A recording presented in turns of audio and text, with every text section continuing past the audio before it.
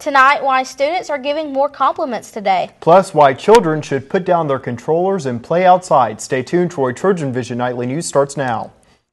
High-definition digital production center on the Troy campus with news from Troy University locations around the world. This is Troy TrojanVision Nightly News. Hello and welcome to Troy TrojanVision Nightly News for April 2nd, 2013. I'm Rachel Scarborough. And I'm Judson Garner. Thank you for joining us this evening. Obesity in the United States is on the rise, and this does not only concern adults, but their children as well. Some Troy University students inform children and their parents of these health risks and ways to prevent them.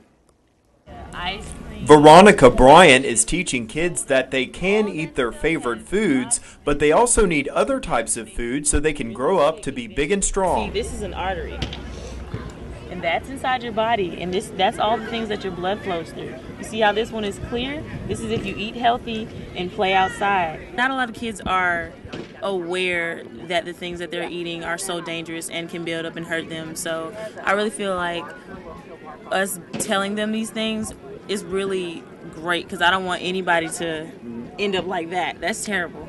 And this is just one of several stopping points at the Children's Field Health Day at the Troy Sportsplex Monday evening. Troy's Kinesiology and Health Promotions Event Management class set up activities that cover the grounds to a healthy lifestyle, from learning about hygiene to how to play with others. The point is to get kids to realize that they need to be active, but in a fun way.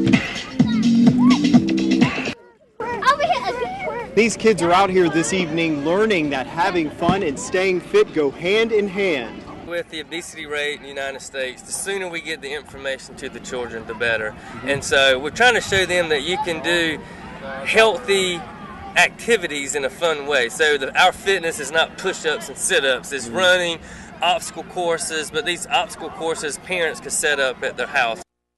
A recent study by the Center for Disease Control and Prevention shows that 32% of Alabamians are technically obese. Even though Valentine's Day has passed, some Troy students were spreading the love today with a smiley face. On Tuesday, the Student Government Association was giving out free compliments to all students for their annual Happy Compliment Day. Compliment Day is a tradition that has kind of been lost by the SGA that we're bringing back, and it's just a day to just kind of spread the Trojan love and to pass out Compliment Day stickers and to just offer compliments. And then we also encourage the students that we compliment to go compliment the rest of the student body. Morgan says that there is no set date for the event. The SGA just picks a day in the spring when the weather is getting warmer. The spring semester just seems to just fly by so quickly. We just kind of find a good day for it. But I like kind of doing it in the springtime because it's just the weather's changed. Everybody kind of seems to be in a more like chipper mood, and it's just kind of towards the end, everybody's getting that spring fever, ready to get out for summer. And so this is just one little boost of confidence that we like to give each student. Giving and or receiving a compliment can make someone's day better, and the SGA hopes all students spread the Trojan love. People should participate in it because it's just fun, and offering a compliment to someone is just a good way to just boost their day, and hopefully they can just spread the cheer. Rachel Scarp. This was one of the last events the SGA will hold for the spring semester. And not only does Troy University have a wide range of talented students, faculty and staff at Troy also have a variety of skills. That's right, Rachel. And this month's Troy Art Department is honoring one of their instructors. Bailey Major shows us more. Currently on display in Troy University's Malone Gallery is a collection of photographs by photography instructor Bob Jocelyn. Bob is a nature photographer, and so a lot of them are based on trips that he's taken to Kenya and several other places. Allen says the Jocelyn display is a celebration of the photography instructor. The department is paying tribute to Jocelyn and wishes him well as he is preparing to leave Troy University. Bob is retiring. What better way to honor him than to exhibit kind of a retrospect of his life work. Jocelyn is set to retire from Troy University in June 2013. Allen says he's been teaching photography at Troy for 13 years, but has been a part of the Troy family for over 25 years. Some people would know Bob for his former career here, and that would be as in the physical science. Jocelyn's love for nature and science can be seen through his photographs. Beautiful photographs, animals mostly, very up close and personal, which kind of emulates the type of photographer that he is and the type of instructor. Allen says the art department is happy to celebrate Jocelyn and the impact that he made at Troy University. Increased in numbers when he started into teaching photography. The grant that he applied for actually was the building of the Arboretum. The Jocelyn display will run until April 25th. Bailey Majors, Troy, TrojanVision News. And there will be a reception held for Jocelyn on April 25th starting at 4 p.m. in the Malone Gallery. And now taking a look at news from around the state, in Montgomery, a former supervisor with the Alabama Department of Public Safety has pleaded guilty to bribery, and his co-defendant from Georgia is on trial in Montgomery. Federal court records show James Potts pled guilty to one count of bribery. Co-defendant Leland McDowell of Grovetown, Georgia, went on trial yesterday. In Gadsden, a court has delayed a bond hearing for an Alabama grandmother charged with capital murder in the running death of her 9-year-old granddaughter. An Etowah County judge was scheduled to consider a bond request by 48-year-old Joyce Harden Garrard on Friday, but he delayed the hearing until May 7th. Also in Montgomery, authorities say it cost nearly $14,000 for state troopers to help serve search warrants and assist with the raid on Victory Lane Casino in Shorter. The Atlanta Department of Public Safety says the troopers' assignment was at the request of Attorney General Luther Strange's office. And still to come on TrojanVision Nightly News, the baseball team had redemption on its mind tonight when it takes on Alabama State. Justin McNally will let you know why coming up in sports. But first, the National Rifle Association is rolling out a suggestion to improve school safety. We'll have that story and more after the break. I'm Danielle Nottingham in Washington. Coming up, the NRA's controversial new plan to keep the nation's schools safe.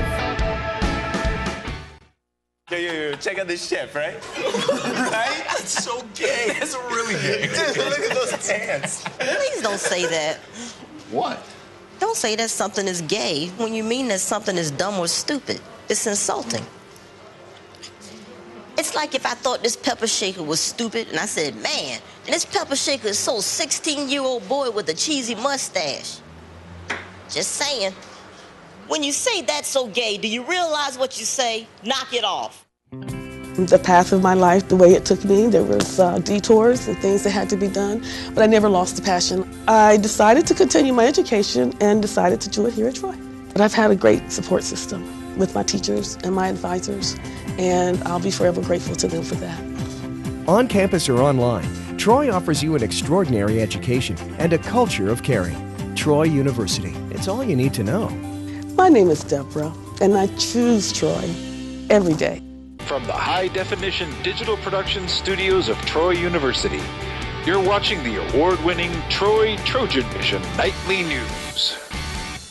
Now for a look at what's happening across the nation and around the world, we'll go to Rachel Scarborough at the Global News Desk. Rachel.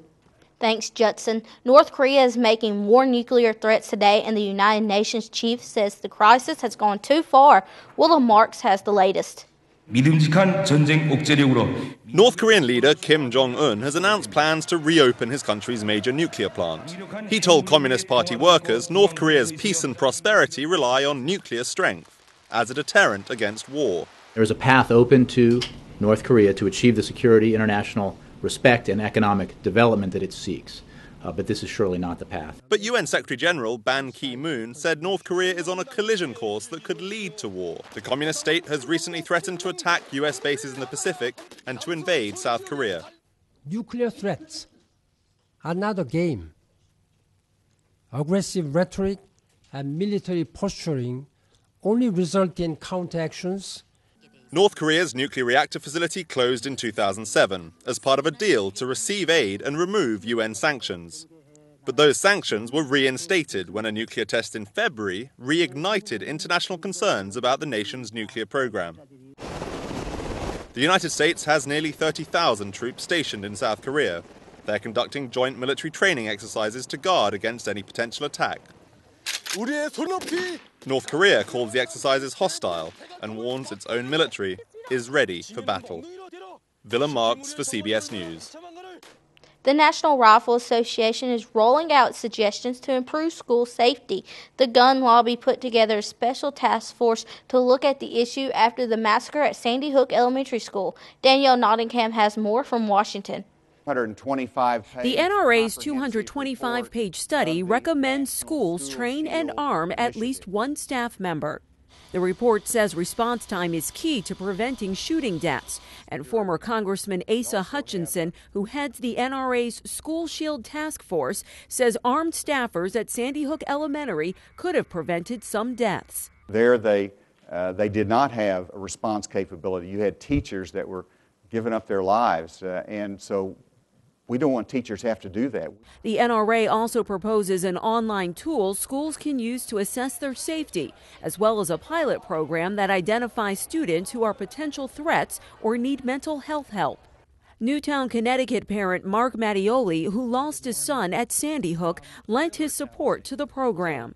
I'm putting it on you, I'm putting it on the experts out there to do something with these recommendations, to implement solutions so people don't have to go through what I'm going through. Congress is set to take up gun legislation when lawmakers return next week, and the NRA's critics call this report a distraction. Dennis Van Rokel heads the teachers union and says his members don't want to be armed. Parents do not want a kindergarten student passing someone with a gun on their way to class. That's not the image of a school. Van Rokel wants to keep guns out of the hands of school shooters and see Congress pass universal background checks. Danielle Nottingham, CBS News, Washington. Jury selection began in a civil lawsuit over the death of Michael Jackson. The singer's mother and his children say the company promoting Jackson's comeback concert is partly responsible for his death. Edward Lawrence is outside the courthouse in Los Angeles with the latest. Cameras and reporters are surrounding a Los Angeles courthouse as jury selection gets underway for the latest trial involving Michael Jackson's death.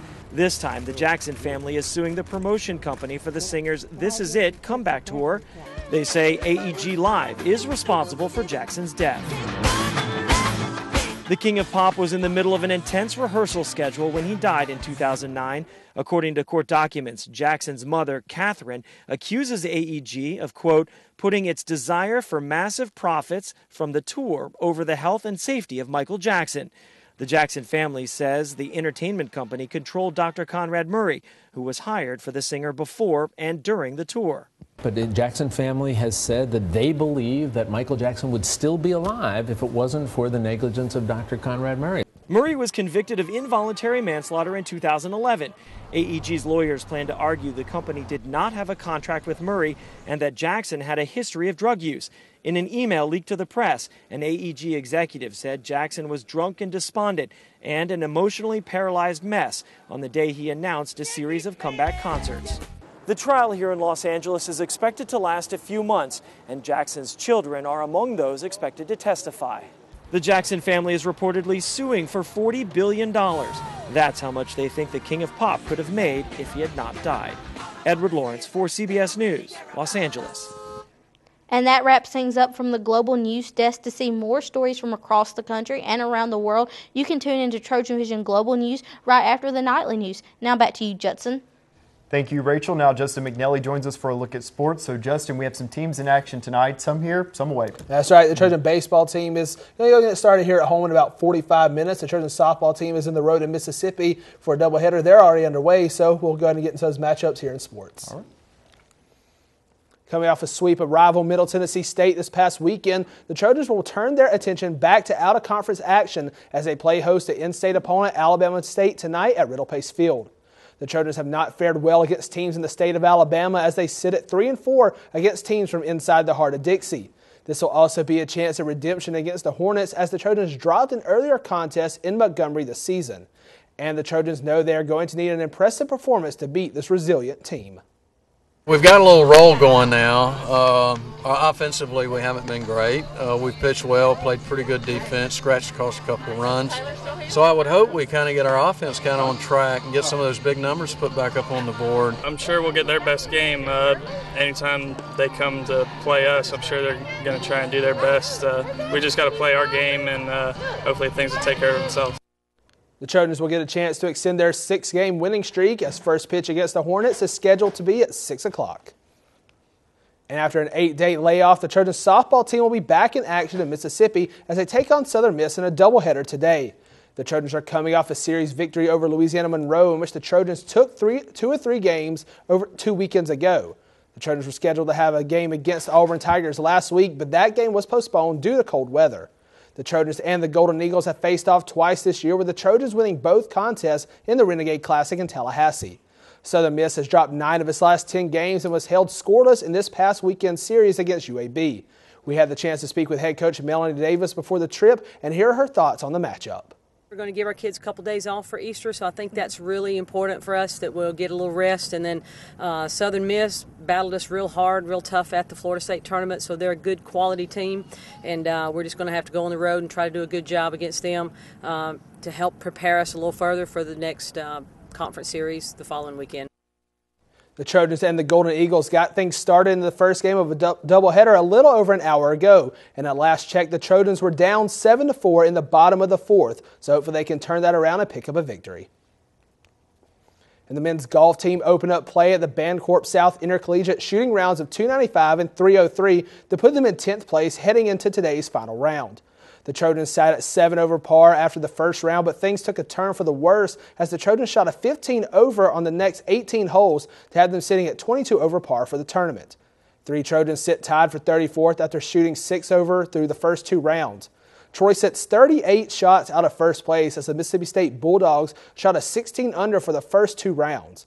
The final round of the Bancorp South Intercollegiate will conclude today, and we will have a full recap tomorrow on TrojanVision Nightly News. And the men's tennis team hopes to get back to its winning ways as they travel to Mobile today to take on the Jaguars of South Alabama. The Trojans dropped the only meeting against the Jaguars this season in the first round of the MT Shootout. The Trojans have dropped 7 of their last 8 matches after winning 6 straight. The Trojans need an impressive outing in today's match and the next 2 before the Sun Belt tournament that begins on April 18th. So Judson, Rachel, big game coming up for the Trojan baseball team tonight. Maybe they can get some redemption and beat Alabama State at home, redeeming that loss they had earlier this year. The softball team is actually down right now. Still a couple innings to go. Maybe they can turn around, pick up some momentum, and take home a big victory that they really need this season. Yeah, surely we're pulling for wins for both, so hopefully we can get it. That's right. We surely hope so. All right. Thanks a lot, Justin. Thank you. And still to come on Troy TrojanVision Nightly News, we'll hear from a teacher retiring after 26 years of teaching at Troy University. But today has been very pleasant, but we all know it won't last forever. How's the rest of our week looking, Bree? We've had picture-perfect spring-like temperatures over the past 24 hours, but it doesn't look like they'll be here to stay for long. I'll have more coming up next in weather.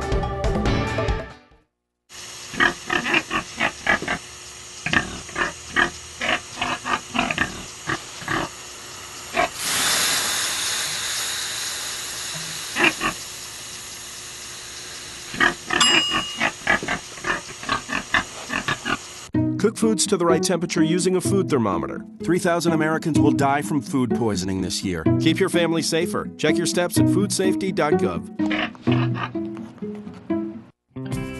I was looking for something that if I had to take online, I could still take it, but I wanted that personal touch that Troy offers.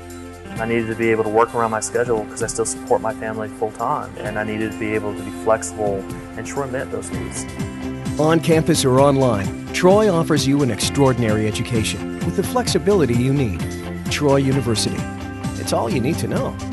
My name is Jeremy. I am a criminal justice major with Homeland Security. I needed to reinvent myself, and I chose Troy. From the high-definition digital production studios of Troy University, you're watching the award-winning Troy TrojanVision Nightly News. Bree Sanders joins us for a look at weather.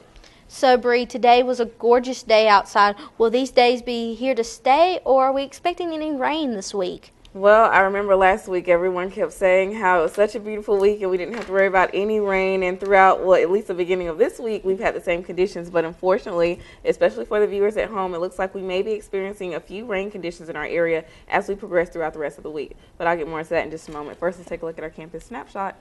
Right now on campus, we see that it's a beautiful day outside right now, sun setting to the west of Viv Graves, so if you're headed out and about today, you can definitely stay outside and enjoy your evening. As we look at our current conditions in our area, we have sunny skies, temperatures at 78 degrees, dew points at 41 degrees, humidity is at 27%, barometers at 30.08 inches and steady. Winds are coming in from the southwest at 2 miles per hour.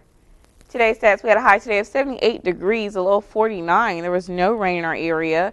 The sun rises at 6:31 a.m. and it should set at 7:05 p.m.